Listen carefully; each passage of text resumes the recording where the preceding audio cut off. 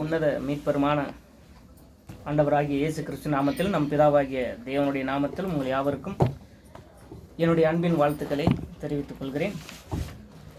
இந்த அருமையான நாளில் தேவன் அவருடைய வார்த்தைகளை பேச எனக்கு கொடுத்த வாய்ப்புக்காக அவரை நான் நன்றியோடு துதிக்கிறேன். இணைப்பில் வந்திருக்கிற எல்லாருக்காகவும் நேரடியாக வந்திருக்கிற உங்கள் யாவருக்காகவும் இயேசு கிறிஸ்து நாமத்தில் உங்கள் நன்றிகளை செலுத்துகிறேன். இன்றைக்கு நாம் பாடத்துக்குள்ளாக கடந்து செல்லலாம். வியாழக்கிழமை தோறும் ஒவ்வொரு சகோதரரும் அநேக விதமான தேவனுடைய வார்த்தைகளை பேசிக்கொண்டு வருகிறோம். மனிதர்கள் பேசுகிற எல்லா வார்த்தைகளும் பழைய வார்த்தைகள். மனுஷன் எது பேசினாலும் தன் சொந்த சுயமாக எடுத்து பேசும்போது அது எல்லாமே பழசாக இருக்கும். ஆனால் தேவன் 2000 வருஷத்துக்கு முன்பாக இருந்தே பேசிக்கொண்டே வர்றார். அநேகர் மூலியமாக அவருடைய திட்டங்களை திருவுளம் பற்றி கொண்டு வருகிறார் தேவன். ஆனால் அவர் பேசுகிற வார்த்தைகள் அன்றையிலேருந்து இன்றைய வரைக்கும் என்னைக்காச்சும் பழசாக போயிடுச்சு இந்த வார்த்தை அப்படின்னு சொல்ல முடியாது.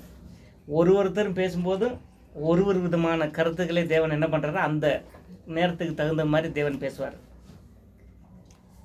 தேவன் பேசுகிற வார்த்தை எல்லாமே நம்மளுக்கு எப்படி இருக்கும், புதுசாக தான் இருக்கும். ஒரு நேரத்துக்கு நம்ம யோசனை பண்ணி பார்த்தா புதுசாக இருக்கும். அது நம்ம எடுத்துக்கொள்கிற விதத்தை பொறுத்து இருக்கு. நம்ம வாழ்க்கைக்கு எப்படி தேவன் எந்த நேரத்தில் என்ன பேசணுமோ அதை கரெக்டாக பேசிக்கிட்டு வருவார். அது எல்லாருக்கிட்டையும் பேச மாட்டார். அவரை விரும்பி அவரை அன்பு செய்து அவரை ஏற்றுக்கொண்டவர்களிடத்தில் அவர் பேசிக்கிட்டே வர்றார். இப்போ தேவன் என்ன பேசிக்கிட்டு வர்றாருன்னா, அந்த காலத்திலேருந்து இந்த காலம் வரைக்கும் ஒரே ஒருத்தரை முன்குறித்து தான் பேசிக்கிட்டே வர்றார். இவர் மாதிரி நீங்கள் ஆகணும் அப்படின்னு சொல்லிட்டு அதை தான் பார்க்குறோம். நிறைய டைம் இந்த வார்த்தையை நம்ம பேசியிருக்கோம் இந்த தலைப்பில். இன்றைக்கி கூட அதை தான் நம்ம பார்க்குறோம். ஆனால் பழசாக இருந்தாலும் அது நம்மளுக்கு இப்போ இருக்க சூழ்நிலைக்கு அது புதுசாக தான் இருக்குது. புதுசாகவே நம்ம எடுத்துக்கொண்டு இன்றைக்கி நம்ம எல்லாருமே அவருடைய வார்த்தைக்குள்ளாக நம்ம மனதை செலுத்தி நம்ம என்ன செய்யணும் அப்படிங்கிறத மட்டும் நம்ம கவனமாக பார்க்கலாம். என்ன சொல்கிறாருன்னா, தேவன் அவருடைய மகன், ஒரே மகன் ஆண்டவராகிய இயேசு கிறிஸ்துவை முன்னிறுத்தி இவர் மாதிரி நீங்கள் ஆகணும், வேறு ஒன்றும் வேண்டாம், இவர் மாதிரி நீங்கள் ஆகணும். அப்படின்னா அவருடைய உடம்பில் அவருடைய சரீரத்தை குறித்து அவர் சொல்லாமல் அவருடைய குணநலன்கள், அவர் நடந்து கொண்ட விதம், அவர் இருந்த இடங்கள், இதை எல்லாமே சுற்றி பார்த்தோம்னு வச்சுங்க. அவர் எப்படி இருந்தார், நம்ம மாதிரி மனுஷாலும் அவர் எல்லாம் ஸ்பெஷலாக இருந்தார். இயேசு கிறிஸ்து நிறுத்தி இவளை போல நீங்கள் மாறுங்க, இவரை போல் நீங்கள் ஆகுங்க அப்படின்னு சொல்லிட்டு வர்றார் தேவன். இயேசு கிறிஸ்துவை போல் மாறுறதுக்கு தேவன் நம் மத்தியில் சில வார்த்தைகளை கொண்டு வருகிறார். அந்த வார்த்தைகளை நாம் கவனமாக பார்க்கலாம். அப்போது இந்த உலகத்துக்கு தன் மகனை அனுப்பும்போது இப்படியாக ஒரு வசனம் நம்மளுக்கு தேவன் ஞாபகப்படுத்துகிறாரு. அது என்னன்னா, சங்கீதம் 40:8 நம்ம வாசிக்கலாம். இயேசு கிறிஸ்து பிதா கிட்ட சொல்றார், என் தேவனே, உமக்கு பிரியமானதை செய்ய விரும்புகிறேன். உமது நியாயப்பிரமாணம் என் உள்ளத்தில் இருக்கிறது என்று சொன்னேன். உமக்கு பிரியமானதை செய்ய நான் விரும்புகிறேன். அவருடைய நியாயப்பிரமாணம் எல்லாமே என்னதுன்னா, ஒரு இருதயத்தில் இருக்குதான். இயேசு கிறிஸ்துவோட இருதயத்தில் அவருடைய நியாயப்பிரமாணம் எல்லாமே இருக்குது. அதனால உமக்கு பிரியமானதை செய்ய நான் விரும்புகிறேன். அவருக்கு என்ன பிரியமாக இருந்ததோ அதை எல்லாமே என்ன பண்ணிட்டாரு, நம்ம ஆண்டவராக இயேசு கிறிஸ்து செஞ்சு முடிச்சிட்டார். அப்படி இருக்கும்போது நம்மையும் அவருடைய சொந்த பிள்ளைகளாக, மக்களாக தேவன் என்ன பண்ணியிருக்காரு, ஏற்றுக்கொண்டது நிமித்தம் இன்றைக்கு நம்மளுடைய சமூகத்தில் அநேக முறை அவருடைய வார்த்தைகளை பேசிக்கிட்டே வர்றாரு. அந்த காலத்தில் பார்த்தீங்கன்னா தீர்க்கதரிசி மூலியமாக பேசினார். அப்புறம் யார்கிட்ட பேசினார், தன் குமாரன் மூலியமாக கடைசியில் தன் குமாரன் மூலியமாக பேசினான்னு சொல்லிட்டு வசனம் வருது. வரலாற்றில் சில காரியங்களை பற்றி பேசியிருக்காரு. நம்ம இப்போ எடுத்து பார்த்தீங்கன்னா நம்மளுக்கு தெரியும். அதே மாதிரி அப்புறமா தீர்க்கதரிசி மூலியமாக பேசினார். அப்புறமா முற்பிதாக்கள் மூலியமாக அநேக முறை பேசிட்டு வந்தார். இப்படி பேசிட்டு வந்தவர் வசனத்தில் என்ன சொல்கிறாருன்னா, இந்த கடைசி காலத்தில் தன்னுடைய குமாரன் மூலியமாக பேசிட்டு வர்றார். திருவுள்ளம் பற்றிறான்னு சொல்லி வருது, பேசிட்டு வர்றார். ஓகே, அப்போ தேவன் என்ன விரும்புகிறாருன்னா, இயேசு கிறிஸ்து மாதிரி மாறணும் நம்ம, அவ்வளோதான். இது அவர் மாதிரி நம்ம மாறிட்டோம்னா எல்லாமே அதுக்குள்ளே அடங்கியிருக்கு. இயேசு கிறிஸ்துவுக்குள்ளே எல்லாமே அடங்கியிருக்கு. சகலமும் அவரை கொண்டும் அவருக்கென்றும் உண்டாக்குனேன்னு சொல்லியிருக்கார் இல்லையா? அவருக்குள்ளே எல்லாமே அடங்கியிருக்குன்னா நம்ம ஒவ்வொருத்தருமே இயேசுவை போல் அந்த குணத்தில் நம்ம மாறணும். சரீரத்தில் அல்ல, குணத்தில் மாறணும். ஏசாயால என்ன சொல்கிறாருன்னா, இவருடைய சத்தம் வீதியிலே கேட்கவே கேட்காது. அவர் என்ன பண்ணுறாருன்னா, கூக்குரல் இடமாட்டார். இவருடைய சத்தம் வீதியிலே கேட்டதே இல்லை. அவர் எப்படி இருந்தார்னா, அடிக்கப்பட கொண்டு போகிற ஆட்டுக்குட்டியை போல எல்லாவற்றிலையும் மௌனமாக இருந்தார். எங்கே பேசணுமோ அங்கே பேசினார். எல்லாவற்றிலையும் மௌனமாக இருந்தார்னா எல்லா நேரத்துலையும் அவர் மௌனமாக இருந்த காரணம் தேவனுக்கு நல்லா தெரியும். எங்கே பேசணுமோ அங்கே பேசினார், எங்கே பேசக்கூடாதோ அங்கே பேசலை, எங்கே அற்புதம் செய்யணுமோ அங்கே செஞ்சார், எங்கே செய்யலையோ சில நேரத்தில் செய்யலை. அப்போ இயேசு கிறிஸ்து எல்லாமே பிதாவின் சித்தத்தின்படியே செய்துக்கிட்டே வந்தார். அதுக்காகத்தான் பிதா சொல்கிறாரு, இவரை போல நீங்கள் மாறுங்கள். அவர் என்ன விரும்புகிறான்னா, இயேசு கிறிஸ்துவை போல நம்ம மாறணும்.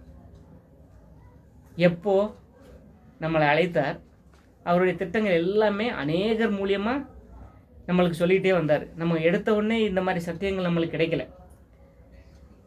அநேகர் இடத்துல அநேக விதமான நம்ம தேவனுடைய வசனங்களை கேட்டிருக்கோம்.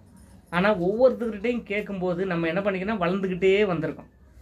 கண்டிப்பாக இன்றைக்கி வளர்ந்து வந்திருக்கோம். வளர்ந்து வரலைன்னா எல்லா வேலைகளையும் விட்டுட்டு, நம்மளுக்கு இருக்கிற பிரச்சனைகளை எல்லாம் விட்டு வந்து தேவனுடைய சமூகத்தில் உட்காந்து இன்றைக்கி எனக்கு என்ன தேவன் கொடுக்குறாரு, என்ன பேசுகிறாருங்கிறத நம்ம கவனமாக கேட்க மாட்டோம். இன்றைக்கி கேட்குறது மாதிரி இருக்குதா உலகத்தில்? இன்றைக்கி எங்கேயாச்சும் தேவனுடைய சத்து பார்த்திங்கன்னா, அந்த காலத்தில் கொஞ்சம் ஒரு 5-6 வருஷத்துக்கு முன்னாடி எல்லா இடங்கள்லையும் கிரவுண்டுகள்லாம் மீட்டிங் போடுவாங்க. தேவனுடைய நற்செய்தி, விடுதலை வேணுமா, ஆசீர்வாதம் வேணுமா, உங்களுக்கு என்ன வேணும், வியாதியிலேருந்து விடுதலை வேணுமா, இப்படி எல்லாம் நோட்டீஸ் அடித்து அங்கங்கே தேவனுடைய வார்த்தைகளே அநேகர்கிட்ட பேசிக்கிட்டே சொன்னாங்க. அது நல்லது தான். ஆனால் இன்றைக்கி கேட்க முடியுதுங்களா? எங்கேயாச்சும் அனுமதி இருக்குதா தேவனுடைய வார்த்தையை பேசுறதுக்கு? வெளியில் பேசுறதுக்கு அனுமதி இல்லை. இன்றைக்கி அரசாங்கத்தில் யாருமே இந்தியா ஃபுல்லு மட்டும் எங்கேயுமே கொடுக்குறதில்ல. இன்றைக்கி அப்படி கொடுத்தாங்கன்னா ரொம்ப எங்கேயாச்சும் ஒருத்தர் ரேராக பேசுவாங்க.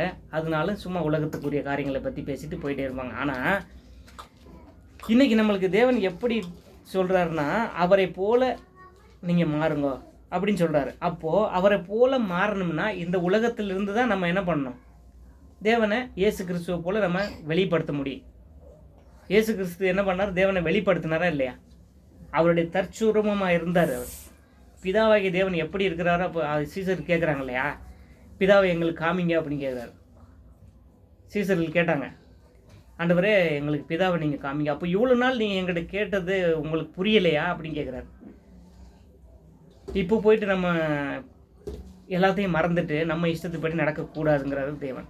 அப்போ ரோமர் 12ஆம் அதிகாரம் 2வது வசனத்தை வாசிக்கலாம். ரோமர் 12:2 என்ன சொல்றாருன்னா, உலகத்தார் செய்வது போல நம்ம செய்ய முடியாது.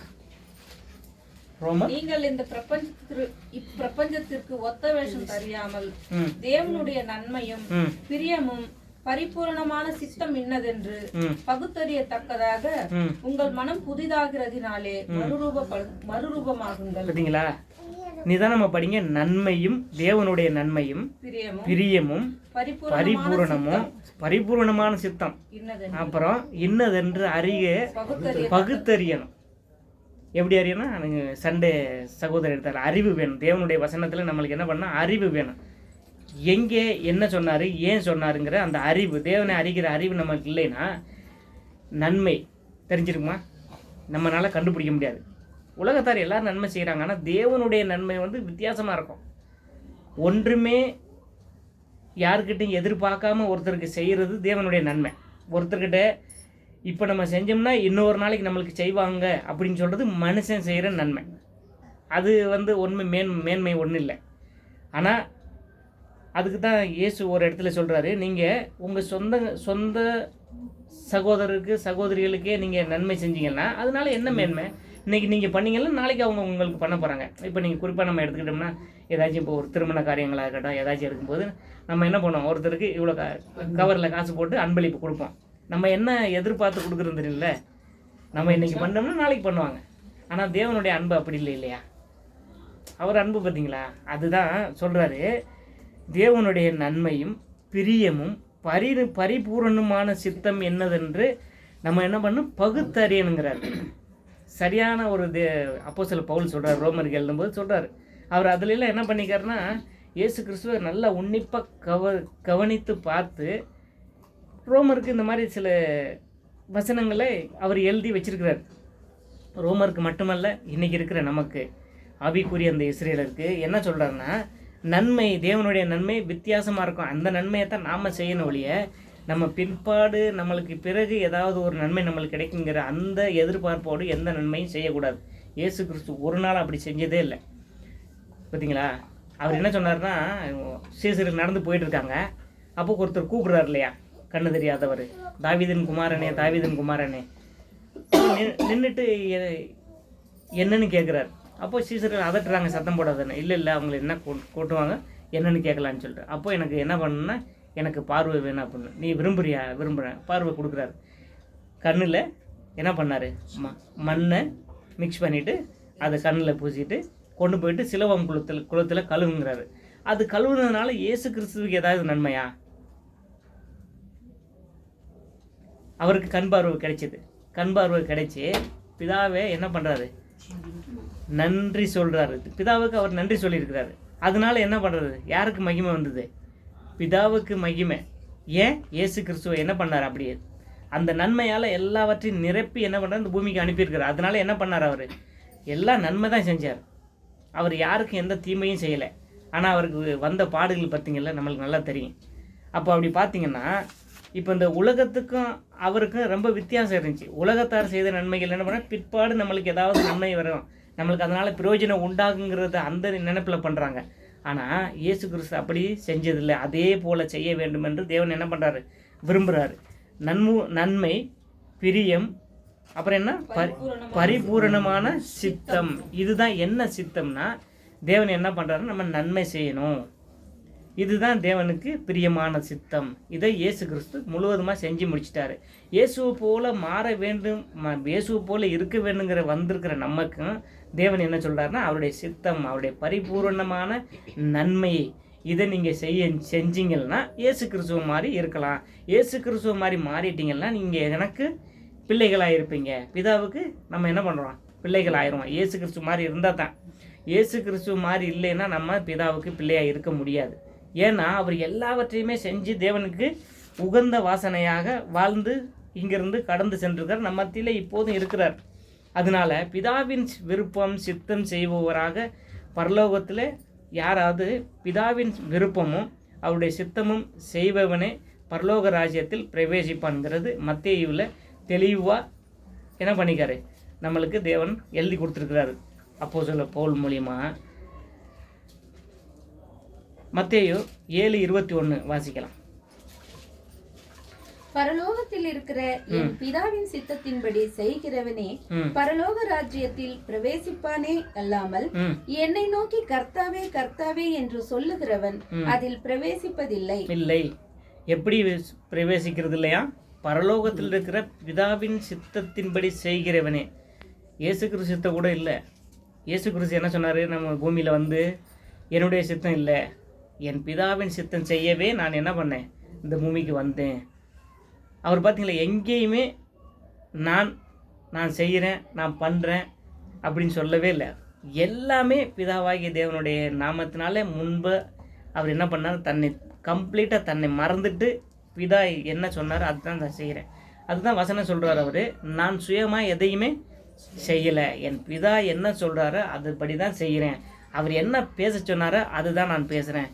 பார்த்தீங்களா, ஒரு அப்பாவுக்கு தன் மகன் எப்படி இருக்கணுங்கிறத இயேசு அங்கே வெளிப்படுத்துகிறார். இன்றைக்கி இருக்கிற நம்மளுடைய பிள்ளைங்களுக்கு பார்த்தீங்கன்னா நம்மளால் கண்ட்ரோல் பண்ண முடியல. ஏன்? அப்படி பொல்லாங்குக்குள்ளே கம்ப்ளீட் ஆகிட்டு இருக்கு எல்லாம். பொல்லாங்கனுக்குள்ளே இந்த உலகத்தில் இருக்கிற எல்லாரும் கம்ப்ளீட்டாக மூழ்கிட்டு இருக்கோம். நம்மளால் கண்ட்ரோல் பண்ண முடியல.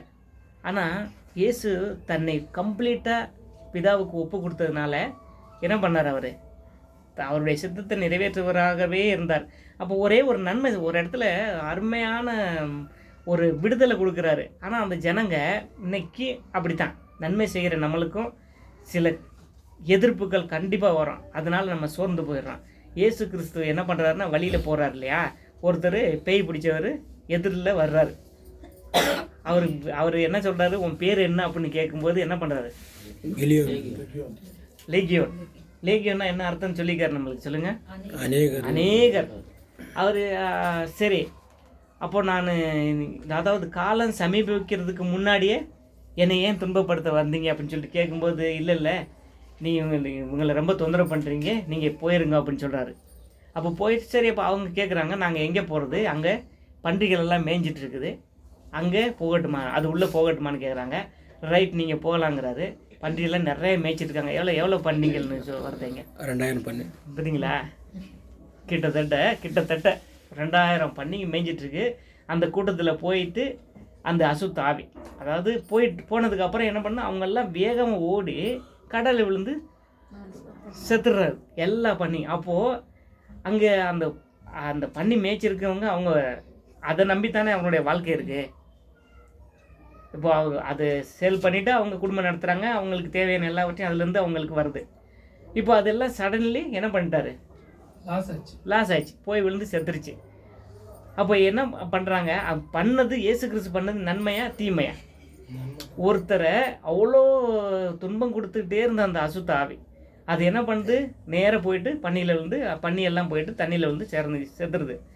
அப்போது அந்த பன்னி மேய்ச்சிருந்துக்குவாங்க, அது முதலாளி, அவங்க சொந்தக்காரங்க, நீங்கள் இந்த எல்லையை விட்டு நீங்கள் போயிருங்க அப்படிங்கிறாரு. எல்லோரும் இயேசுவை என்ன சொல்கிறாங்கன்னா, நீங்கள் இந்த எல்லை, அதாவது அட்லீஸ்ட்டு அதனால நீங்கள் துரத்துனீங்களே, அந்த மனுஷன் நல்லா ஆனா, அந்த மனுஷனுக்கு ஒரு நல்ல ஒரு விடுதலை வந்தது, அந்த மனுஷன் எப்படி இருந்தான், அதாவது தன்னை நேசிக்கிறது போல் பிறனை நேசிச்சு இருந்தாங்கன்னா பன்றியை பற்றி அவங்க என்ன பண்ணிக்க மாட்டாங்க, கவலைப்பட்டிருக்க மாட்டாங்க. 2000 பன்னின்னா அவர் யாருன்னு தெரிஞ்சிருந்தாலும் பற்றி கவலைப்பட்டிருக்க மாட்டாங்க. ஆனால் பன்னி போயிடுச்சே, எனக்கு வேறு எந்த ஒரு ஆதாரம் இல்லையே அப்படின்னு சொல்லிட்டு ஒரு தேவனுடைய குமாரன், நீங்கள் எங்கள் எல்லையை விட்டு நீங்கள் போயிருங்க, எங்ககிட்ட இருக்காதீங்கன்னு சொல்கிறாங்க. பன்றியை நேசித்ததை விட தேவனுடைய குமாரனை நேசிக்காமல் போயிட்டாங்க. அதனால இயேசு கிறிஸ்து நமக்குள்ளே, நம்ம வீட்டில் நம்ம கூட இருந்தார்னா எவ்வளோ நன்மைகள் வரும்னு சொல்லிட்டு அவங்களுக்கு தெரியல. அதே மாதிரி இன்றைக்கி நம்ம சில காரியங்கள் நம்ம செய்கிறோம், இயேசு கிறிஸ்து நம்ம கூட இருக்கிறன்னு முயற்சி பண்ணுறாரு. ஆனால் என்ன பண்ணுறோம், நம்ம காரியங்கள் அவரை நம்மக்கிட்ட இருக்காத மாதிரி செய்து நிறைய காரியங்கள் நம்மக்கிட்ட இருக்குது. அந்த விஷயத்தை பார்த்திங்கன்னா ரொம்ப பேஜராயிரும். ஏன்னா இயேசு நன்மை தானே செஞ்சார், அவர் மனுஷனை சுகமாக்குனாரே. அவனுக்கு அந்த அசுத்தாவி அவங்களுக்குள்ளே இருக்கும்போது நிறைய இடத்துல விழுந்து அடிபடுறாரு, மூஞ்செல்லாம் தேஞ்சிருது, கை காலெல்லாம் அடி வலி, சரியாக தூங்க முடியல, சரியாக அவரால் உட்கார முடியல, சரியாக சாப்பிட முடியல, எவ்வளோ கஷ்டப்பட்டுருப்பார். ஆனால் என்ன பண்ணுறாரு இயேசு? மனம் இறங்கி என்ன பண்ணுறாரு? நீ அவர்கிட்ட விட்டு போயிரு அப்படின்னு சொல்லி துரத்தி விட்டா அங்கே இருந்தவங்க எல்லாம் எங்கள் ஊர்லேயே இருக்காதீங்க நீங்கள் அப்படிங்கிறாங்களே இயேசுவை. அதே மாதிரி இன்றைக்கி நமக்கு கூட சில காரியங்கள் வரலாம். எப்போது எதிர்ப்பு வரும், நன்மை செய்யும்போது எதிர்ப்பு வந்தே ஒரு இயேசு கிறிஸ்து எல்லா இடத்துலையுமே நன்மை தான் செஞ்சார். ஆனால் எல்லாருமே எதிர்த்தாங்க அவரை, சொந்த ஜனங்களே எதிர்த்தாங்கன்னு தான் சொல்கிறார். இஸ்ரேலுக்காக தான் நான் வந்தேன் அப்படிங்கிறாங்க. இஸ்ரேல் ஜனங்களை ஏற்றுக்கிட்டாங்களா அவரை? இல்லை. அதே மாதிரி குடும்பத்தில் வரும், சபையில் வரும், நீங்கள் நன்மை செஞ்சுக்கிட்டதுல சோர்ந்து போகாமல் இருங்கன்னு சொல்லி தான் வேதம் நம்மளுக்கு சொல்லுது ஒழிஞ்சு, சில நேரத்தில் பிரதர் இப்படி சொல்லிட்டாரு அப்படி தேவ வசனம் என்ன சொல்லுதோ அதன்படி நடக்கிறதுக்கு நம்ம முயற்சி பண்ணணும். நன்மை செஞ்சாலும் இயேசு என்ன பண்ணார்? அந்த ஜனங்கள்கிட்ட போயிட்டார். ஆனால் வெறுத்தாரா? இல்லை, பிதாவாகிய தேவன் தான் அந்த ஜனங்கள்லேருந்து வெறுத்துறாங்களா? இல்லை. ஏன் அதை சொல்கிறாருன்னா, நீங்கள் நன்மை செய்யுங்க, எதிர்ப்பு வரும். ஆனால் இயேசு கிறிஸ்துவை போல் நம்ம நன்மை செய்யணும், அவ்வளோதான். அவரை போல் மாறணும், அவருடைய சித்தத்தின் செய்கிறதுக்கு தான் நம்ம தேவன் என்ன கொண்டு வந்திருக்கிறாரு. நம்மெல்லாம் ஒரு ஊர்லேருந்தும் ஒரு பக்கம் ஒரு இடத்துலேருந்து நம்ம வந்திருக்கோம். ஆனால் நம்ம தேவன் எவ்வளோ அன்பு வச்சுருக்காரு நம்ம மேலே. இந்த அன்பு அதுதான் தேவனுடைய பரிபூரணமான அன்பு. இயேசுவை நமக்கு முன்பாக நிறுத்தியிருக்கிறாரு. இயேசு நடந்தார் இல்லையா, பிதாவின் பேச்சை கேட்டு நடந்தார்ல, நம்மளால் ஏன் நடக்க முடியாது? நடக்கலாம். அப்படி நடக்க முடியலைன்னா ஏன் சொல்லிப்பார் உங்களால் செய்ய முடியாதுன்னு சொல்லிட்டு. 2 பேர் இப்போது நான் சாப்பிட்ற இதில் நீங்கள் சாப்பிட முடியுமா, நான் பருகுகிற கிண்ணத்தில் நீங்கள் பருக முடியுமான்னு கேட்குறாரு ஒரு இடத்துல. இன்னொரு இடத்துல சொல்கிறாரு பருகுவீங்க, நீங்கள் செய்ய முடியும் அப்படிங்கிறார். ஒரு இடத்துல நீங்கள் செய்ய முடியாதுங்கிறாரு. அதுக்கப்புறம் என்ன செய்கிறார், நீங்கள் அதெல்லாம் மேற்கொண்டு வந்தீங்கன்னா கண்டிப்பாக நீங்கள் நான் செஞ்சதில் விட பெரிய காரியங்கள் கூட செய்வீங்கன்னு சொல்லிட்டு சொல்கிறார். அப்போ நம்மள்கிட்ட தான் இருக்குது நல்ல காரியங்கள் செய்கிறதும் தேவனுடைய சித்தம் என்னன்னு தெரிஞ்சு நடக்கிறதும் நம்மக்கிட்ட தான் இருக்குது. அதுக்காக தானே இயேசு கிறிஸ்து நமக்கு முன்னாடி நிறுத்தியிருக்கிறாரு. இயேசுக்கு வராத பிரச்சனைகளா, கஷ்டங்களா, அவமானங்களா நம்மளுக்கு வரப்போகுது. இயேசுவை முன்னிறுத்தி நம்ம நடக்கும்போது என்ன பண்ணுறாரு, தேவன் தன் பிள்ளையாக நம்மளை ஏற்றுக்கொள்கிறார். அதாவது பிதாவின் பிள்ளையாக இயேசுவுக்கு சகோதரராக நாம் இருக்கணும்னா அவருடைய சித்தத்தை செய்யணும். என்ன அவருடைய சித்தம்? பிதாவின் சித்தம் நிறையா வருது வேதத்தில். இது பிதாவின் சித்தமாக இருக்குது, இயேசு இது எனக்கு சித்தமாக இருக்குது, என் பிதாவுக்கு சித்தமாக இருக்குன்னு சொல்கிறாரு. 2-3 வசனம் ஞாபகம் இருக்குதா, ஏதாவது சொல்லுங்க பார்க்கலாம். அதாவது இது பிதாவின் சித்தம், எல்லாரும் ரட்சிக்கப்படவும் சத்தியத்தை அறிகிற அறிவும் தேவன் என்ன பண்ணுறாரு, சித்தம் உள்ளவராக இருக்கிறார். அப்புறம் ஒருவரும் கெட்டு போகக்கூடாது, இது பிதாவின் சித்தமாக இருக்குது. எல்லாரும் பரிசுத்தமாக ஆகணும்னு சொல்லிட்டு தேவன் என்ன பண்ணுறாரு, சித்தமாக இருக்கிறார். இப்படி இதெல்லாம் நம்ம கேட்குறோம். ஆனால் நம்ம வாழ்க்கையில் நம்ம ஏதாவது சில பிரச்சனைகள் வரும்போது இதெல்லாம் நம்ம மறந்துட்டு ஏதோ தேவன் இன்னைக்கு பேசினார், இன்றைக்கி எனக்கு வந்த கஷ்டம் வேறு யாருக்கும் வந்தால் தான் தெரியும் அப்படின்னு சொல்லிட்டு நினச்சிட்டு நம்ம போயிடுறோம். ஆனால் இது எல்லாமே இயேசு கிறிஸ்துவுக்கு வந்தது. அது எல்லாமே அவருக்கு வந்ததுனால அவரை நம்மளுக்கு முன் நிறுத்தியிருக்கிறார். இதை நம்ம என்ன பார்க்கணுன்னா இயேசு கிறிஸ்துவை தான் நம்ம பார்க்கணும். அவருக்குள்ளே நாம் வந்துட்டா பிதாவுக்கு நாம் பிள்ளை ஆயிடுவோம். அவருக்குள்ளே நம்ம வரணும்னா அவர் என்ன சொன்னாரோ அதன்படி நடக்கணும். அதன்படி நடக்கணும்னா என்ன பண்ணணும், அவருடைய வசனம், அவர் சொன்ன வார்த்தைகளை வாசிக்கணும், படிக்கணும். இன்றைக்கி அதற்கு நம்ம முக்கியத்துவம் கொடுக்கறதே இல்லை. ஏன் கொடுக்கறதில்ல? நிறைய நம்மளுக்கு பிரச்சனைகள் நிறைய இருக்குது, வேலை இருக்குது, நம்ம இருக்கிற இடங்களில் இருக்கிற நம்ம அநேக கஷ்டங்கள் நம்மளை நெருக்குது. இதெல்லாம் நெருக்குன்னு சொல்லிட்டு இயேசு கிறிஸ்து நம்மளுக்கு சொல்லிட்டார். அவரையும் நெருக்குனது. ஒரு இடத்துல போகிறாரு, சீசர் அதாவது வலை போட்டுக்கிருக்காங்க, மீன் கிடைக்கல, வலையை இடது பக்கம் போடுங்கிறாரு. போட்டாங்க, கிடைச்சிது. அவர் என்ன சொல்கிறாரோ அதன்படி செஞ்சால் கண்டிப்பாக என்னென்ன நடக்குதோ அதெல்லாம் நடக்கும் நம்ம வாழ்க்கையில். ஒரு வேளை இல்லை ஆண்டவரே, நான் இவர் நைட்டெல்லாம் வலை போட்டு ஒன்றுமே கிடைக்கல ஆண்டவரே, ஏதாச்சும் காரணம் சொல்லிட்டு இருந்தாங்கன்னா நான் சொல்கிறது செய்யுங்க அப்படின்னு நினச்சிட்டு சொல்லியிருப்பார். இல்லை சொல்லாமல் சரி அங்கேருந்து போயிருப்பார். ஆனால் அவர் சொன்னார், போட்டாங்க, அதுக்கு டபுள் மடங்காக பலன் கிடைச்சது. அதே மாதிரி அவருடைய வார்த்தையை கேட்டு அதன்படி நடக்கிறதுக்கு முயற்சி பண்ணிட்டோம்னு வச்சுங்க, தேவன் எதுவாக இருந்தாலும் செஞ்சிருவார். அதாவது அவர் சொல்கிறாரு, உங்களால் முடியாத காரியம் அநேகம் இருக்குது, எங்களால் எதுவுமே முடியலைன்னு சொல்லிட்டு நம்ம சரண்டர் ஆயிடணும். அவர் சொல்கிறார்ல இயேசு, உங்களால் அதாவது யார் ரட்சிக்கப்படுவாங்க அப்படின்னு சொல்லிட்டு ஒரு வசனம் வருது இல்லையா, பாவிகளே ரட்சிப்பதற்கு அரிதாக இருந்தால் பக்தி இல்லாதவன் பாவியும், நீதிமான் ரட்சிக்கப்படுவது அரிதானால் பாவியும் பக்தி இல்லாத எங்கே. அப்போ அதுக்கு என்ன சொல்கிறாருன்னா, ரைட், உங்களால் முடியாது, ஆனால் தேவனால் என்ன முடியும், எல்லாம் முடியும் அப்படிங்கிறாரு. அந்த எல்லாம் முடிஞ்சு அவர் தான் நமக்கு முன்னாடி இருந்தார்னா நம்ம எதையுமே செய்ய முடியும். இயேசு கிறிஸ்துவ போல் மாற முடியும். அதுக்காகத்தான் அந்த 1,44,000 பேருக்கு அழைப்பு கொடுத்து அதில் நம்மளையும் கொண்டு வந்திருக்கிறாரு. இது ரொம்ப மெயின், ரொம்ப முக்கியம். விசுவாசம் இல்லாமல் எப்படி நம்ம செய்ய முடியும்? நம்பிக்கை இல்லாமல் எப்படி நம்மளால் வாழ முடியும்? பரலோகத்துக்கு போகிறங்கிற நம்பிக்கை இருக்கா நம்மளுக்கு? இருக்கா இல்லையா? இருக்கு. நம்பிக்கை தான் நம்மளை கொண்டு போகும். நம்பிக்கை இல்லாமல் நம்ம என்ன பண்ண முடியும்? எல்லாருக்குமே நம்பிக்கை இருக்காது. தேவனை தெரிந்தவர்களுக்கும் அவரை அண்டிக் கொள்கிற எல்லாருக்கும் அவங்களுக்கு மட்டும்தான் அது இருக்கும், அந்த நம்பிக்கை. விசுவாசங்கிறது என்ன? காணப்படாதது நிச்சயம், பரலோகம். ஓகே, அது நம்மளுக்கு நிச்சயமாக இருக்குது. என்ன நம்ம உறுதியாக நம்பியிருக்கோம்? போவோம், பரலோகத்துக்கு போவோம். பரலோகத்தை பார்த்ததில்ல, போகிறோம். நித்திய ஜீவன் என்ன பண்ணுறாரு? கண்டிப்பாக கொடுக்குறேன்னு சொல்லிக்காரு. இதில் தான் நம்ம உறுதியாக இருக்கணும். பிரச்சனைகள் வருது தான். இயேசு கிறிஸ்துவ எங்கள் எல்லையிலே இருக்காதீங்கன்னு சொல்லிட்டாங்க. அதுக்காக அவர் மனம் உடைஞ்சி போயிட்டு என்னை இப்படி சொல்லிட்டாங்களே பிதாவே, நான் என்ன பண்ணுறது, நான் இவங்கள்ட்ட எப்படியெல்லாம் வேலை செய்கிறது, இவங்களில் எப்படி நான் விடுதலை ஆக்குறது இல்லை, எதுக்குன்னு சொல்ல அவர் போயிட்டாரு. போயிட்டு மறுநாள் வந்திருக்காரு, 1 மாதம் விட்டு வந்திருக்காரு. எல்லா இடத்துலையுமே அவர் வந்திருக்காரு. அவர் துரத்தின இடத்துல எல்லாம் திரும்பி வந்திருக்கிறாரு. பார்த்தீங்களா? அதுதான் பிதாவின் அன்பு என்ன பண்ணுறாரு, காமிச்சார் அவர். அதுக்காக மத்தேயு 12:49 வாசிக்கலாம். தன்னை எல்லா இடத்துலையுமே தம்முடைய கையை தமது சீசர்களுக்கு நேரே நீட்டி, இதோ என் தாயும் என் சகோதரரும் இவர்களே. பார்த்தீங்களா? ஏன் அப்படி சொல்கிறாரு?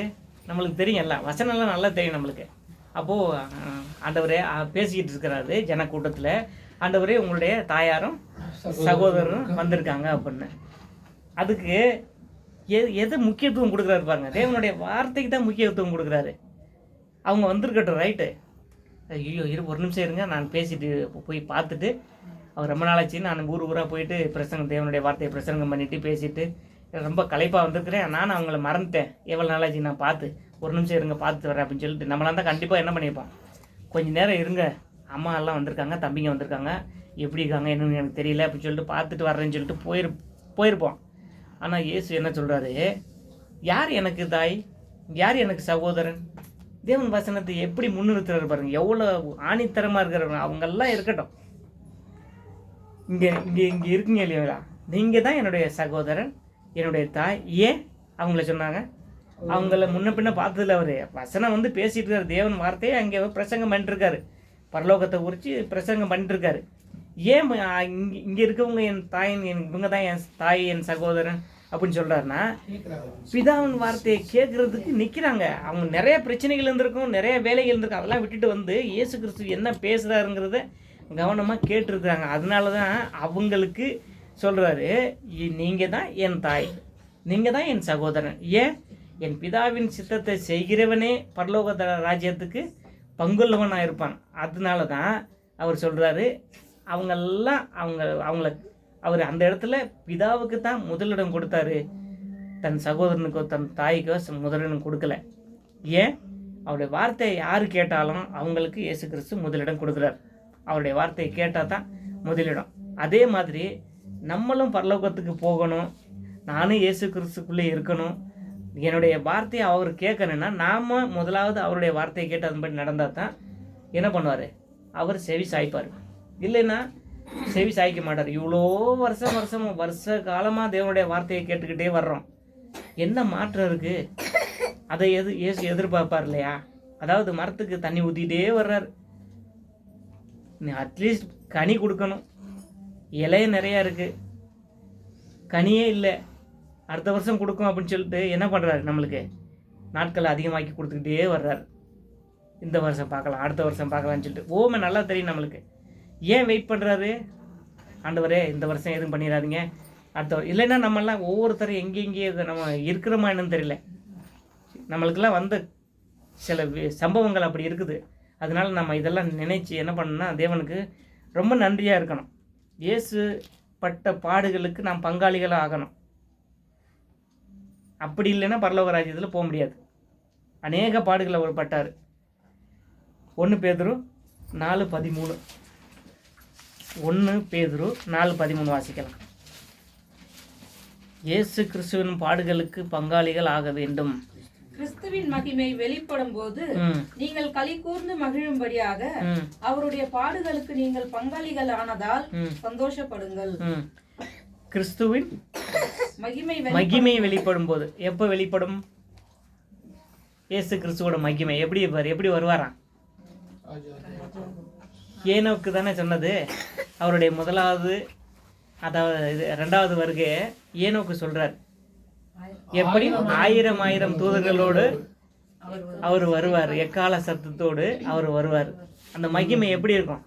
1000 தூதர்களோடு வரும்போது அதை நம்ம எதிர்கொண்டு நிற்கணும்னா அந்த பாடுகளுக்கு நம்ம கொஞ்சமாச்சும் பங்காளிகள் ஆகணுமா இல்லையா? கொஞ்சம் கஷ்டப்படணுமா இல்லையா? நிறையா கஷ்டப்படணும். அப்போ தான் நம்மளுக்கு என்ன பண்ணணும், அதில் பங்கு கிடைக்கும். இப்போ அவர் நிறைய சொத்துக்கு சொந்தக்காரர். அவர் பாட்டுக்கு எல்லா வேலையும் செஞ்சுட்டு எல்லாமே அவர் வேலை பண்ணிட்டு கடைசியில் எனக்கு அதில் சொத்தில் பங்கு வேணும்னு சொன்னால் எந்த அப்பா அம்மா கொடுப்பாங்களா? சந்தோஷப்படுவாங்களா? இப்போ ஒரு விவசாயமே பண்ணுறீங்கன்னு வச்சுக்கோங்க, அது விதை போட்டு அதுக்கு தேவையான தண்ணி பாய்ச்சி அதில் களை எடுத்து அது கருது ஆகி அது அறுவடைக்கு வந்து அந்த அறுவடையை கொண்டு வந்து வீட்டில் சேர்த்து அது உணவுக்கு தயார் பண்ணுறதுக்குன்னு அரிசி வர்ற வரைக்கும் எவ்வளோ வேலை இருக்குது. இதெல்லாமே பரலோகத்துக்குரிய காரியங்கள்.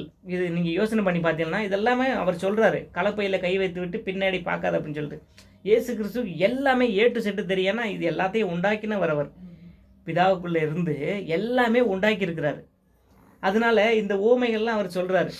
இப்படி இவ்வளோ இந்த பூமியில் இவ்வளோ கஷ்டப்பட்டு இருந்த எனக்கு நான் என்ன பண்ணுறேன், பிதாவின் வலது பக்கத்தில் இருக்கிறேன். அப்படி நீங்களும் அந்த மாதிரி வலது பக்கத்தில் வரணுன்னா அவருடைய பாடுகளில் பங்கு வேணுமா வேண்டாமா? இப்போ நான் இதெல்லாமே என் முன்மாதிரியாக உங்களுக்கு வச்சுட்டு போயிட்டேன். இன்னும் கொஞ்சம் வேலை இருக்குது, அதை நீங்கள் செஞ்சு முடிங்க, அதை முடித்ததுக்கப்புறம் நான் இறங்கி வர்றேன் அப்படின்னு சொல்லிட்டு போயிருக்காரு. நம்ம செய்ய வேண்டிய வேலைகள் இன்னும் கொஞ்சம் இருக்குது. நம்மளுடைய செயல்களில் காமிக்கணும், அவரை போல் நம்ம மாறணும்.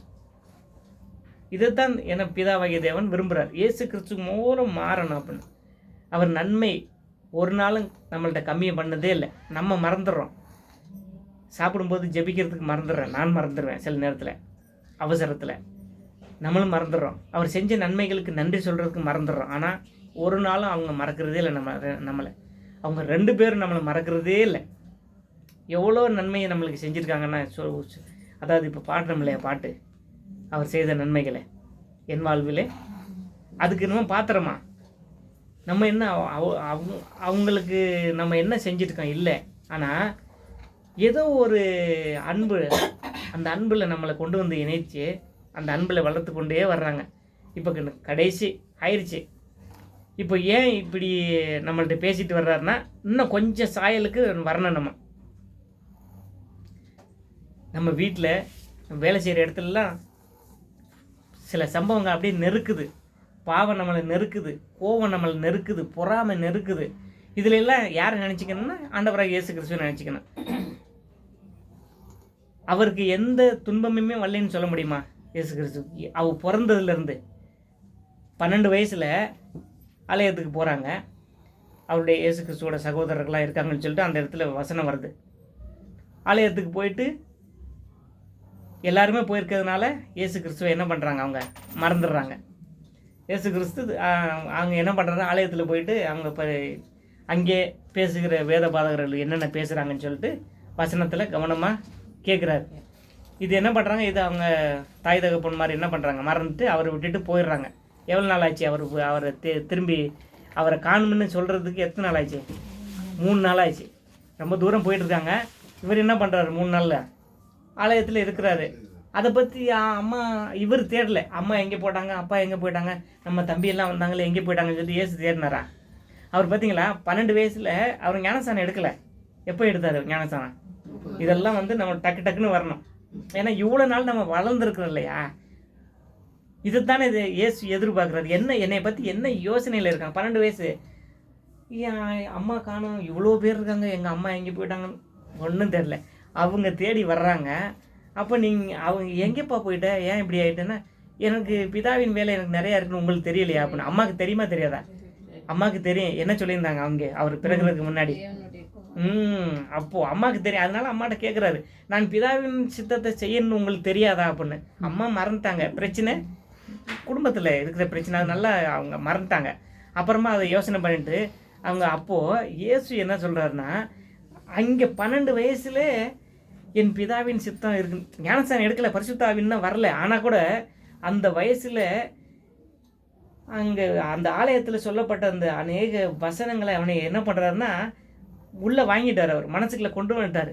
அப்போது அவரோட வேலை என்னங்கிறது அவருக்கு நல்லா தெரிஞ்சதுனால அவர் என்னுடைய வேலை என் பிதாவின் சித்தத்தை செய்கிறதாப்பா என்னுடைய வேலை அப்படின்னு சொல்லிட்டு அம்மா கிட்ட சொல்லிவிட்டு அங்கேயே வெளிப்படுத்துறாரு பாருங்க. 12 வயசில் இன்றைக்கி நம்மளுடைய பசங்களை நம்மளால் கண்ட்ரோல் பண்ண முடியல. இது இங்கே உட்காராத, இங்கே போகாத, இங்கே செய்யாதன்னா நான் அப்படித்தான் செய்கிறேன் அப்படின்னு ஓப்பனாக சொல்கிறாங்க. இன்றைக்கி இருக்குது அந்த மாதிரி பூமி. இந்த பூமியில் இருக்கிற ஜனங்கள் அப்படி ஆகிட்டுருக்கோம். ஆனால் வெளிப்படுத்துகிறோம். அங்கே எல்லாருமே ஆலயத்தில் இருந்தவங்க எல்லாருமே தேவனை பற்றி தெரிஞ்சுருந்தாங்களா? சாஸ்திரத்துக்கும் சம்பிரதாயத்துக்கும் இன்றைக்கி கோயிலுக்கு போகணும், இன்றைக்கி வேதம் வாசிக்கும் போது போய் கேட்டு வந்துடணும், அவ்வளோதான். அதன்படி நடக்கணுங்கிற முயற்சி அன்னைக்கு இருந்ததா? இயேசு கிறிஸ்துக்கிட்ட இருந்துச்சு பாருங்க. 12 வயசில் காமிக்கிறார். அதே போல் நம்முடைய பிள்ளைகளை கொண்டு வரதுக்கு முயற்சி செய்கிறோம், ஆனால் நம்மளால் முடியலை. ஆனால் தேவன் என்ன பண்ணுவார்? தேவன் தொட்டார்னா கண்டிப்பாக வந்துடுவாங்க. 10 வயசாக இருக்கட்டும், 7 வயசாக இருக்கட்டும், இருக்கிறாங்க இன்றைக்கி பசங்க. அந்த மாதிரியும் நல்ல பசங்க இருக்கிறாங்க. அதே மாதிரி 30 வயசு ஆனால் கூட தேவனுடைய வார்த்தையை அப்பா அம்மாவுக்கு நல்லா தெரியும், பசங்களுக்கு தெரியாது. காரணம் என்ன? சமுதாயம் அப்படி இருக்குது. நம்ம முயற்சி செய்கிறோம், கண்டிப்பாக நம்ம முயற்சி செஞ்சே ஆகணும். அநேக பிள்ளைகள் நல்ல பிள்ளைகளாக இருக்கிறாங்க, அநேகர் கெட்ட பிள்ளைகளாக இருக்கிறாங்க. நம்ம செய்ய வேண்டியது என்ன? தேவனுக்குள்ளே கொண்டு வரணும், தேவ வசனத்தில் படிக்கிறதுக்கு முயற்சி பண்ணணும். 12 வயசில் எனக்கு ஜீசஸ் அங்கே பண்ண ஒரு நல்ல வேலை என்னென்னா, அருமையாக சொல்கிறார், என் பிதாவின் சித்தத்தை நான் செய்யணும், நான் வேலை செய்யணும். ஏன் உங்களுக்கு தெரியலையா என்ன அப்படின்னு கேட்குறாரு. அந்த மாதிரி பிள்ளைகள் நம்ம இடத்துல இருந்தால் இன்னும் சந்தோஷமாக இருக்கும். ஏன்னா நம்மளுக்கு ஒரு உற்சாகமாக இருக்கும். அங்கே இயேசு எங்கள் அம்மா எங்கே விட்டு போயிட்டாங்களோ அழுதுட்டு உட்காரல. அங்கே கேட்குறாங்க, என்ன பேசுகிறாங்க, என்ன இந்த வார்த்தை யாருடைய வார்த்தைன்னு சொல்லிட்டு கேட்டு உட்காந்துக்காரு. அப்படி நம்முடைய பிள்ளைகளை வளர்க்கறதுக்கு முயற்சி செய்யணும். ஆனால் இன்றைக்கி ரொம்ப காலம் மோசமான நிலையில் போயிட்டுருக்கு. அதனால நம்முடைய பிள்ளைகளை நாமும் தேவனுக்குள்ளே வளர்ப்பதில் நாம் என்ன பண்ணணும்? முயற்சி செய்து கொண்டு வரணும். அதில் நாமளும் என்ன பண்ணணும்னா, பசங்களை பார்த்துட்டு அவங்க இஷ்டத்துக்கு விடுறது மாதிரி நம்மளும் நம்ம இஷ்டத்துக்கு மாதிரி நடந்துடக்கூடாது. ஏன்னா அந்த ஒரு ரூமில் ஒரு டீ கொண்டாந்து வச்சா அந்த டெம்பரேச்சருக்கு வந்துடும். அதே மாதிரி பசங்களை பார்த்து நம்மளை பார்த்து பசங்களும் வழி விலைக்கு போயிடாத மாதிரி எச்சரிக்கையாக இருக்கணும். அது ரொம்ப முக்கியம். பாசத்தை அதிகமாக கொடுத்துட்டோம்னு வச்சுங்க, ரொம்ப கஷ்டம். நம்ம கொடுக்க வேண்டிய பாசம், அன்பு எல்லாமே முதலாவது தேவனுக்குள்ளேயும், பிறகு நம்மளை சார்ந்தவர்களையும் கொண்டு வந்துடணும். இதில் நம்ம எப்போதுமே ரொம்ப கவனமாக இருக்கணும். ஆகையால் புத்தி இல்லாதவர்களை போல் நம்ம இருந்துடக்கூடாது. இது எல்லாமே நம்மளுக்கு கேட்குறோம். தேவவசனம் அநேக சகோதரருக்கு அநேக முறை நம்ம பேசிக்கிட்டே வர்றோம், கேட்குறோம். ஆனால் சில நேரத்தில் என்ன பண்ணுறோம்? கண்டுக்கிறதே இல்லை. எல்லாமே அப்படித்தான் அப்படின்னு சொல்லிட்டு. அதனால் காலம் ரொம்ப எப்படி இருக்குதுன்னா, ரொம்ப குறுகிருச்சு. நாட்கள் எப்படி இருக்குது? குறுகிருச்சு. அப்புறமா பொல்லாததாக ஆயிடுச்சு. காலையில் எந்திரிக்கிறோம், நைட்டு எவ்வளோ சீக்கிரம் ஆகுதுன்னு சொல்லிட்டு நம்மளுக்கு தெரியல. ஏன்? மொபைலை கையில் எடுத்தீங்கன்னா வச்சுங்க, மொபைலு ஃபஸ்ட்டெல்லாம் டிவி, இப்போ டிவி கிட்ட கூட அவ்வளோது போகிறதில்ல. எல்லாமே நம்ம பாக்கெட்லேயே இருக்குது. நம்மளை அழிக்கிறதும் பாக்கெட்டில் இருக்குது, நம்மளை உயிர்ப்பிக்கிறதும் பாக்கெட் உள்ளே இருக்குது மொபைலில். வேதமும் மொபைலில் இருக்குது. அநேக நம்ம நேரத்தை சாப்பிட்றதும் மொபைலில் இருக்குது. ஃபஸ்ட்டு போனவொடனே எங்கே போகிறோம்? யூடியூப்பில் ஒன்று டச் பண்ணால் சமையல்லேருந்து என்னென்ன வேணும் எல்லாம் வருது. அப்படியே பார்த்துக்கிறதுன்னு வச்சுங்க, வேதத்தை படிக்கிறதுலே நம்மளுக்கு ஞாபகம் இருக்கிறதுல. மொபைல் அப்படி இழுத்துட்டு போகிறது. காலம் எப்படி இருக்குங்கிறது பொல்லாததாக இருக்குங்கிறார். நேரம் ரொம்ப கம்மியாக இருக்குது, நாள் ரொம்ப பொல்லாததாக இருக்குது. வாசிக்கலாம், நம்மளுக்கு தெரிஞ்ச விஷயந்தான். எபேசியர் 5:16 படிக்கலாம். எபேசியர் 5:16.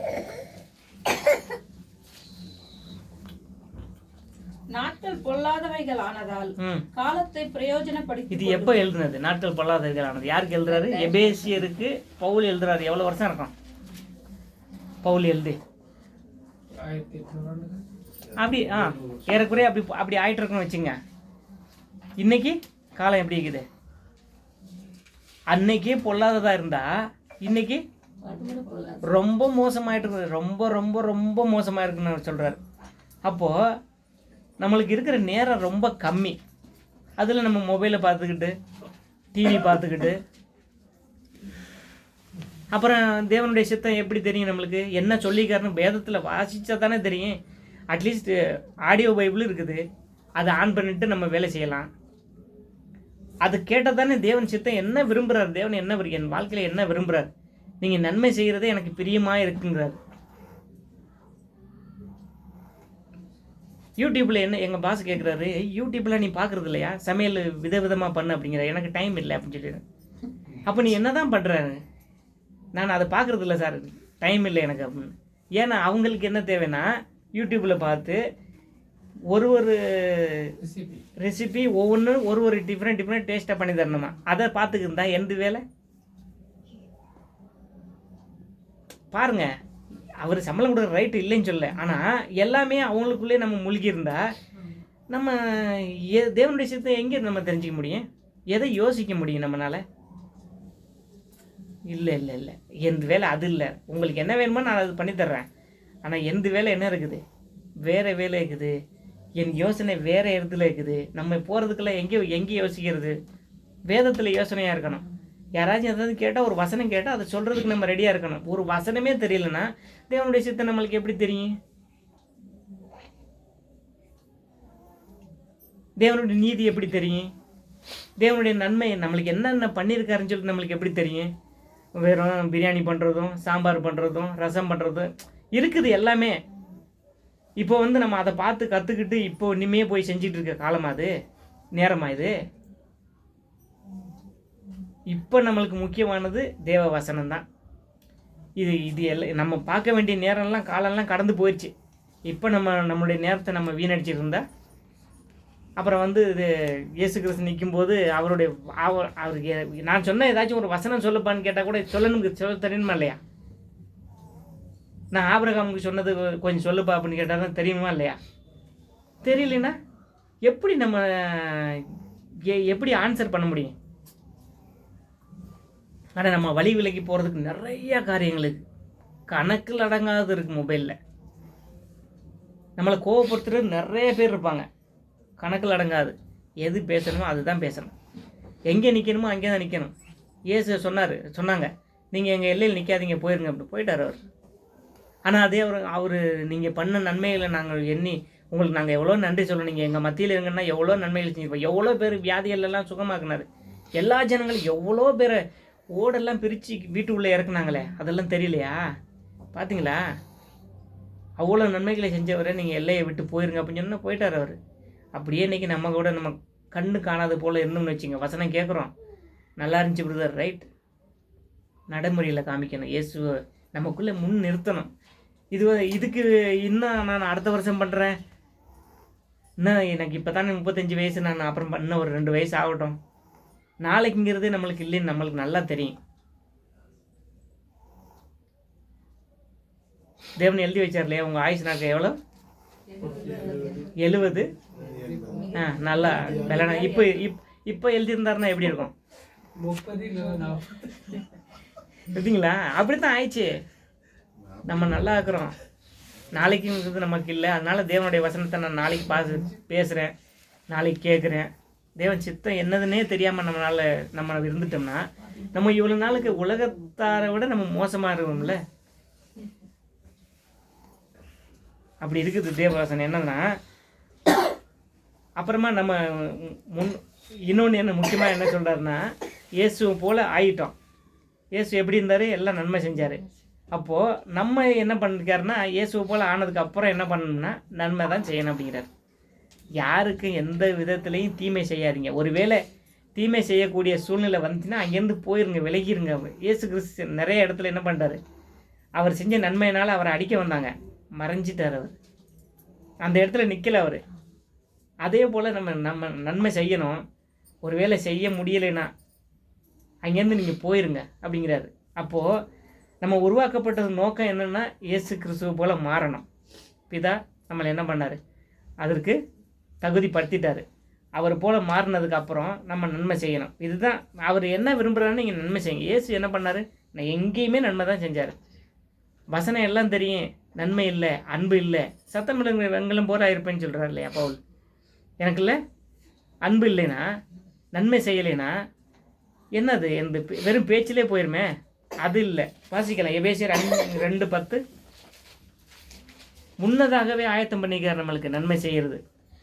ஏனெனில் நற்கிரைகளை செய்கிறதற்கு ம் நாம் கிறிஸ்து இயேசுவுக்குள் சிருஷ்டிக்கப்பட்டு ம் தேவனுடைய செய்கையாய் இருக்கிறோம். ம் அவைகளில் நாம் நடக்கும்படி அவர் முன்னதாக அவைகளை ஆயத்தம் பண்ணியிருக்கிறார். ம் பார்த்தீங்களா? நம்ம தேவனுக்குள்ளே எப்படி இருக்கோம்? சிருஷ்டிக்கப்பட்டோம். நம்மளை எவ்வளோ நன்மை, எவ்வளோ அருமையாக சிருஷ்டித்து கொண்டு வந்திருக்காரு. அவருடைய சிருஷ்டிப்பு 2 பேரும் பேசிக்கிறாங்க ஆதியாகமத்தில். மனுஷனை தம்மை போல நம்மை போல நம்மை போலங்கிறாரு 2 பேரும். தம்மை பிதாவாகிய தேவனும் இயேசு கிறிஸ்துவும் நம்மை போல மனுஷனை உருவாக்குவோம். அப்போ நம்ம தேவனை போல இருக்கிறோம். நம்முடைய செய்கைகள் இப்போ நம்ம நிறையா மாறி இருக்கோம். உண்மையில் தேவனுக்கு நம்ம எவ்வளோ நன்றி சொன்னாலும் அது பத்தாது. நம்ம முன்னாடி இருந்ததுக்கும் இப்போ இருக்கிறதுக்கும் ரொம்ப வித்தியாசம் இருக்குது. அது உண்மை தானே? மாறி இருக்கோம். நம்முடைய பேச்சு, நடத்தை, நம்முடைய செய்கை எல்லாமே மாறி இருக்குது. அதனால தேவனுக்கு நம்ம என்ன பண்ணணும்? நன்றி சொல்லணும். இதெல்லாம் என்ன பண்ணிக்காருன்னா, நம்ம செய்யலை இந்த நன்மைகள் நம்ம இது முன்னதாகவே நீங்கள் செய்யும்படி நான் ஆயத்தம் பண்ணியிருக்கேன். அதனால் நீங்கள் தான் செஞ்சேன்னு சொல்லிட்டு மேன்மை பாராட்டாமல் செய்ய வச்சவரை நம்ம மேன்மை பாராட்டி, அதான் வசனம் சொல்லுது இல்லையா?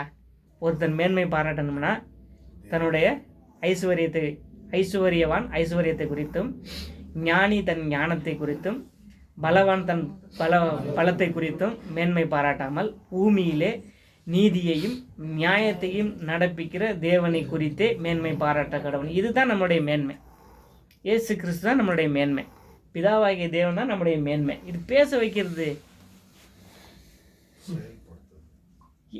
நம்மெல்லாம் என்ன தகுதி இல்லை நம்மளுக்கு. எவ்வளோ ஞானிகள் இருக்காங்க தெரியுமா?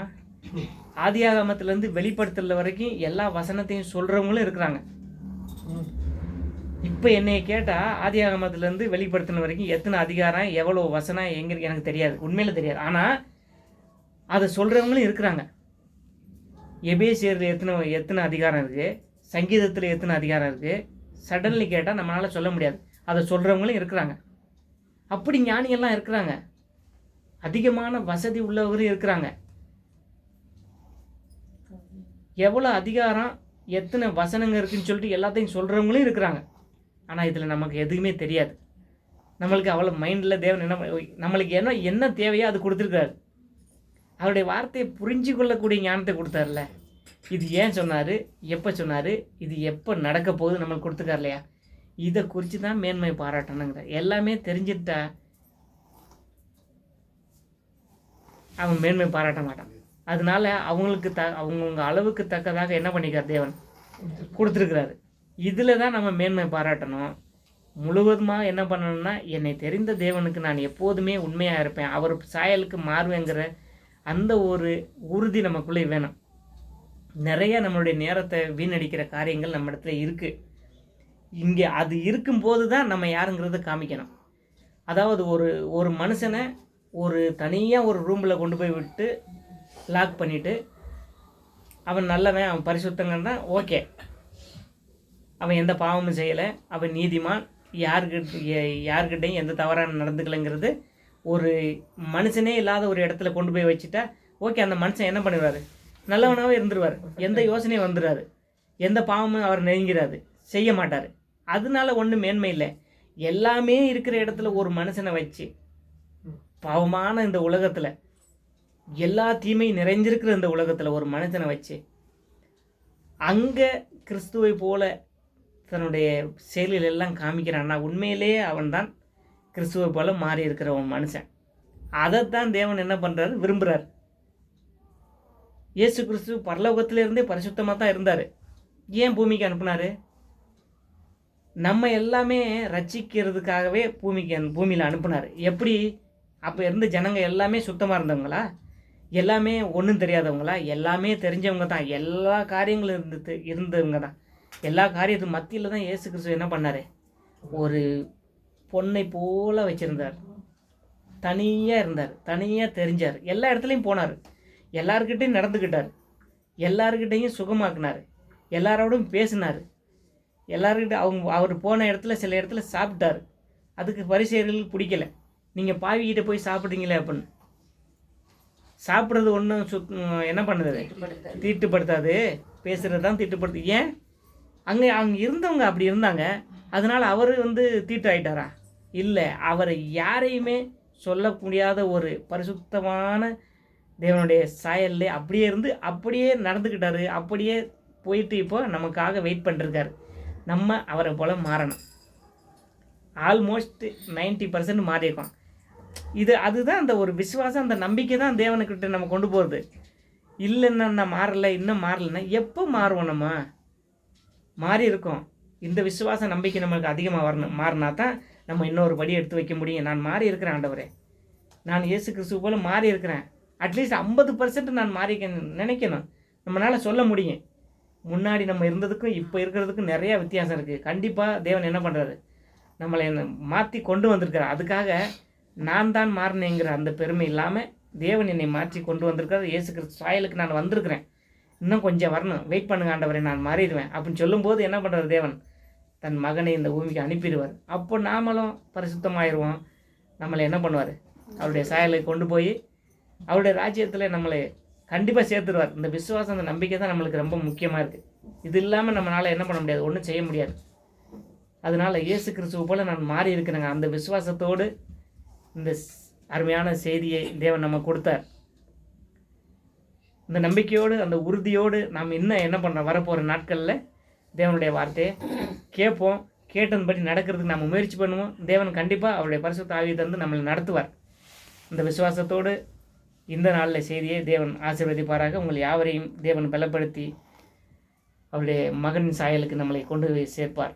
தேவன் தாமே இந்த வார்த்தைகளை ஆசீர்வதித்து அவருடைய கிருபையில் தொடர்ந்து நம்மளை வழிநடத்தும்படி நாம் தேவனுக்குள்ளே ஜெபிக்கலாம். செய்தி கேட்ட யாவருக்கும் இயேசு கிறிஸ்து நாமத்தில் நன்றிகளையும், பிதாவாகிய தேவனுடைய நாமத்தில் நன்றிகளையும் தெரிவித்துக்கொண்டு இந்த நாள் செய்தியை இத்துடன் நம்ம முடித்துக்கொள்ளலாம்.